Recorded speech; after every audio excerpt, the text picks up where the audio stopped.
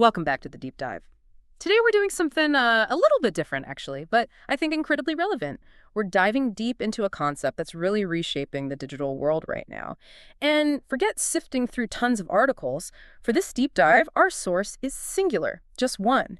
Yet it's hmm profoundly insightful just by existing. That's right. Our whole chat today, it revolves around these excerpts from the Generative Engine Optimization Guide. It was published by SamyakOnline.net. And if you want to check it out, the URL is https://www.samyakonline.net, blog Generative Engine Optimization Guide. Okay, so here's our mission for this deep dive.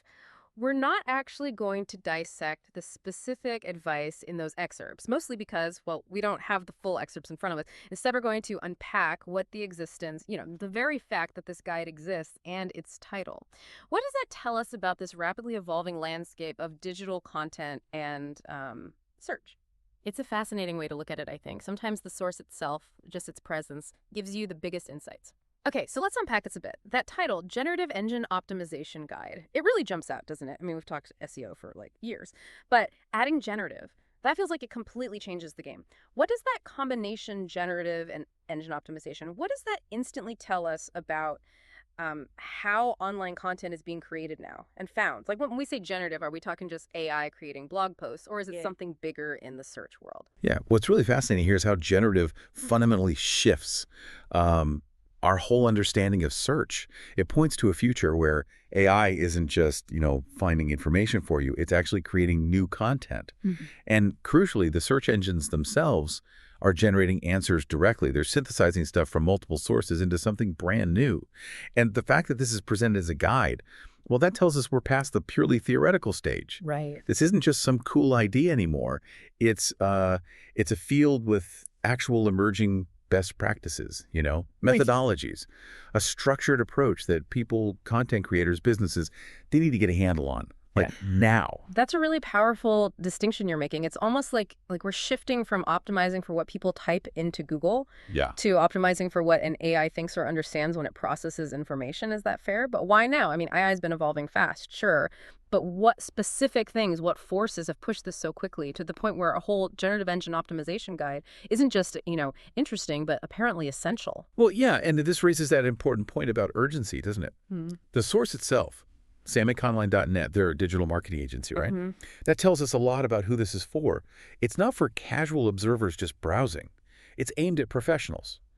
Marketers, content strategists, SEO folks, probably even small business owners, people who are actively grappling with how to stay visible Right. in a search landscape that's being increasingly dominated by AI generation and AI-driven results.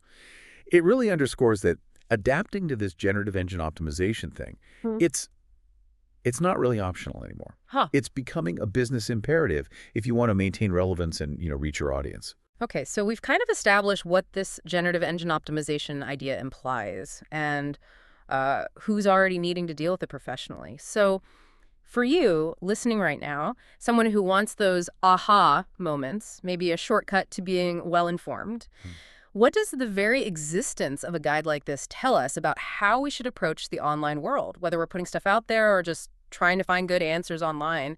How does it change the game for us? I think it means we're moving from a world where search was largely about finding a link, right? Clicking through to a web page, to one where the answer itself might just be generated for you directly by an AI. Right there on the results page. Exactly. So for creators, it's a fundamental rethink. It's like, how do you structure your content so an AI can properly understand it Hmm. and synthesize it and, importantly, represent it accurately? So less about just stuffing keywords in. Yeah, probably less about keyword density in the old sense and much more about semantic clarity, structured data, maybe even trying to anticipate how an AI might paraphrase or summarize your work. And for consumers, for people just looking for information, it means developing maybe a sharper eye, being more critical about how information is presented, recognizing when an AI has compiled something and thinking about how that might influence the breadth or maybe the depth of what you're actually seeing. It definitely signals a transition. We're moving away from purely human-centric SEO towards something more augmented, maybe increasingly automated optimization. Understanding these generative aspects is going to be key. Wow, this has been a really interesting kind of meta deep dive. hasn't it? The core insight here feels really powerful. Just the fact that a generative engine optimization guide exists. It doesn't just signal some new trend. It feels like it confirms a concrete professional shift in how information is actually built and discovered online. And it's all driven by AI's dual role creating content and driving search. So here's a final thought for you to mull over. As you navigate the online world, whether you're creating content or just looking for answers, consider this. How will the increasing role of generative AI change not just what you find online, but how you find it? And maybe what new skills might you need to develop yourself to really navigate or even master this evolving digital landscape?